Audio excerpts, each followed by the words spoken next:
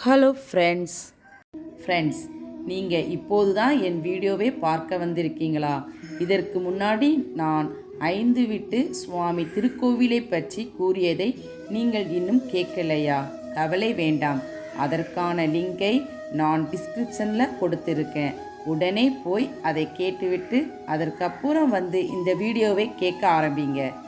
அருள்மிகு 5 வீட்டு சுவாமி துணை தோக்க பணிவிடை வரலாறு.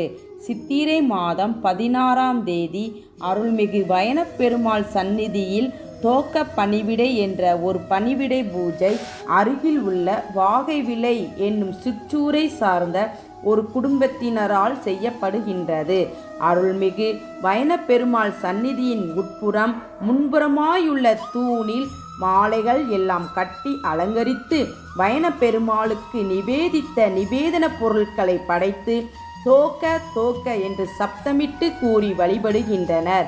வயனப்பெருமாள் சந்நிதி கட்டும் பொழுது அவர்களின் முன்னோர்களில் ஒருவர் அவ்விடத்தில் காலமானதாகவும் அவரை நினைவு கூறும் வகையில் இப்பணிவிடை செய்யப்படுவதாகவும் கூறுகின்றார்கள். தோக்க பணிவிடை வரலாறு முடிவுற்றது. அடுத்ததாக மேக்கட்டி வரலாறை பற்றி கேட்போம். பெரிய சுவாமிகள் தான் வெளியில் செல்கையில் துண்டு வேஷ்டி ஒன்று விரித்தார் போன்று பெரிய சுவாமியின் தலைக்கு உயரே பறந்து நிழல் கொடுத்து கொண்டே செல்லும். மேலே சூரிய ஒளியை கட்டியதால் மேல்கட்டி என்ற சொல் நாளடைவில் மேற்கட்டியானது. இதை நினைவு கூறும் முகமாகவே சித்திரை திருவிழா, தை திருவிழாவின் போது மேற்கட்டி கட்டுகின்றோம். ஃப்ரெண்ட்ஸ், மேற்கட்டி வரலாறும் முடிவுற்றது. அடுத்ததாக கஞ்சி பூஜை வரலாறை பற்றி கேட்போம். தூத்துக்குடி வட்டார கருப்புக்கட்டி வியாபார பெருங்குடி மக்கள் தங்களின் வியாபார நிமித்தம் கோவில்பட்டி, சாத்தூர், சிவகாசி முதலிய ஊர்களின் சந்தைகளுக்கு கருப்பு கட்டிகளை வண்டிகளில் பாரம் ஏற்றி செல்கையில் வழியில் கழுகுமலை திருக்கோவில் வளாகத்தில் வண்டியை அவிழ்த்து இளைப்பாறி செல்வது வழக்கமாயிருக்கையில் ஒரு நாள் காவலன் ஒருவன் வந்து வண்டிகளில் என்ன பாரம் என்று கேட்டபோது உண்மையை சொன்னால் காவலன் கற்பு கட்டி கேட்பானே என்று வண்டிக்காரர்களும் அதன் உரிமையாளர்களும் காவலன் ரூபத்தில் வந்திருப்பவன் நம்மை 5 வீட்டோடு அமர்ந்து அருள்பாலிக்கும் சுவாமிகள் என்பது அறியாது வண்டியில் ஏற்றி வந்திருக்கிறோம் என்று பொய்யுரைத்தனர். வந்து கேட்ட காவலனும் அப்படியே இருக்கட்டும் என்று கூறி சென்று விட்டான்.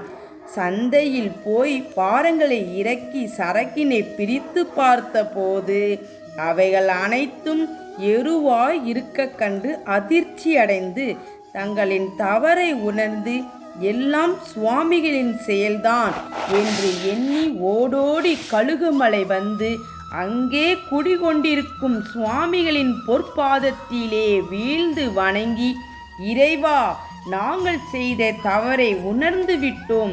தாங்கள் யாரென்று அறியாமல் தங்களிடமே பொய் உரைத்தோம்.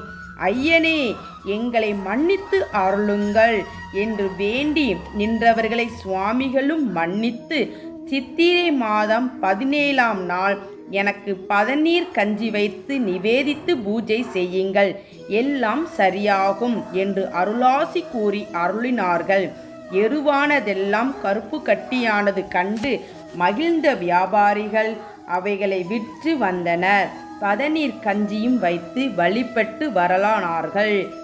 அந்த சித்திரை 17ஆம் நாள் கஞ்சி பூஜை கழுகுமலை வழித்தோன்றலான நமது திருக்கோவிலிலும் சிறப்பாக கொண்டாடப்பட்டு வருகின்றது. சமீப காலமாக கழுகுமலை வட்டாரத்தில் தேவைக்கு தகுந்தாற்போல் பதநீர் கிடைக்காத காரணத்தினால் பதநீர் கஞ்சியை நிறுத்திவிட்டு சர்க்கரை பொங்கலிட்டு வழிபட்டு வருகின்றனர். ஃப்ரெண்ட்ஸ், தோக்க பணிவிடை வரலாறும் மேற்கட்டி வரலாறும் கஞ்சி பூஜை வரலாறும் முடிவுற்றது. அடுத்ததாக அன்னமுத்திரி மகிமை, விரதமிருக்கும் முறை, ஆன்மா உயிர் விளக்கம், துப்புரவு தொழிலாளியின் துயர் துடைத்த வரலாறு பற்றி கேட்போம். அதுவரை இணைந்திடுங்கள் RRG யூடியூப் சேனலுடன். ஃப்ரெண்ட்ஸ், உங்களுக்கு என்னுடைய வீடியோ உடனுக்குடன் கிடைக்க மறக்காமல் சப்ஸ்கிரைப் பண்ணுங்கள். அதே மாதிரி இந்த வீடியோ பிடிச்சிருந்தா லைக் பண்ணுங்கள். மனசில் என்ன தோணுதோ அதை கமெண்ட் பண்ணுங்கள். மறக்காமல் உங்கள் ஃப்ரெண்ட்ஸுக்கு இதை ஷேர் பண்ணுங்கள்.